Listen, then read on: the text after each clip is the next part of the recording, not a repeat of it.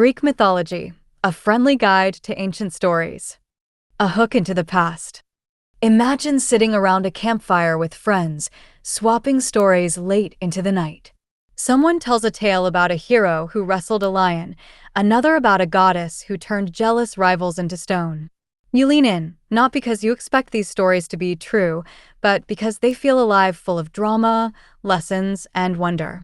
That's exactly how Greek mythology worked for the ancient Greeks. Their Netflix, their bedtime stories, their way of making sense of the messy human world. Why this matters? Greek myths aren't dusty relics.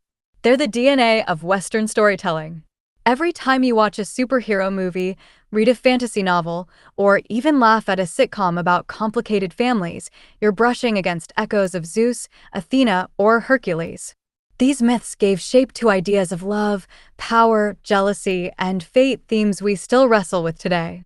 The gods as characters, not just deities.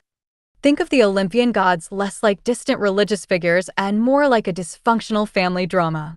Zeus, the king of the gods, was powerful but prone to affairs.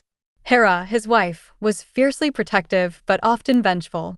Poseidon ruled the seas with a temper as stormy as his waves. They weren't perfect, and that's the point. The Greeks imagined their gods as exaggerated versions of themselves, flawed but fascinating. Analogy: if life is a workplace, Zeus is the boss who can't resist meddling, Athena is the brilliant strategist who always has a plan, and Dionysus is the colleague who insists on throwing wild parties. Heroes, mirrors of human struggle. Greek heroes weren't superheroes in the modern sense.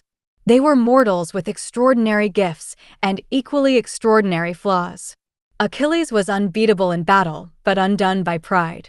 Odysseus was clever enough to outwit monsters, but struggled to get home because of his own hubris. These stories weren't about perfection. They were about resilience, choices, and consequences.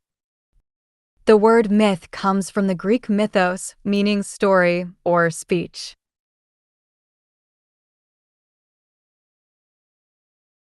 Mount Olympus was imagined as the gods' home, but the Greeks never thought of it as a literal palace in the clouds, more like a symbolic penthouse for divine drama. Myths were often retold differently depending on the region. There wasn't one official version. Myth: the Greeks believed every myth as literal truth. Reality: myths were flexible.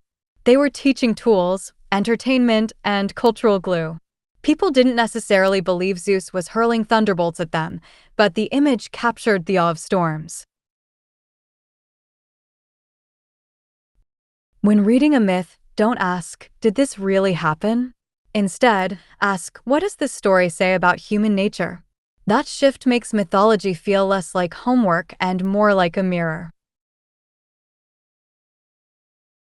Everyday connections. Family drama? Think of the Olympians. Workplace rivalries? Athena versus Poseidon over who gets to be patron of Athens. Road trips gone wrong? Odysseus' Odyssey is basically the ultimate travel misadventure. Greek mythology is less about gods and monsters, more about us, our fears, our ambitions, our messy relationships.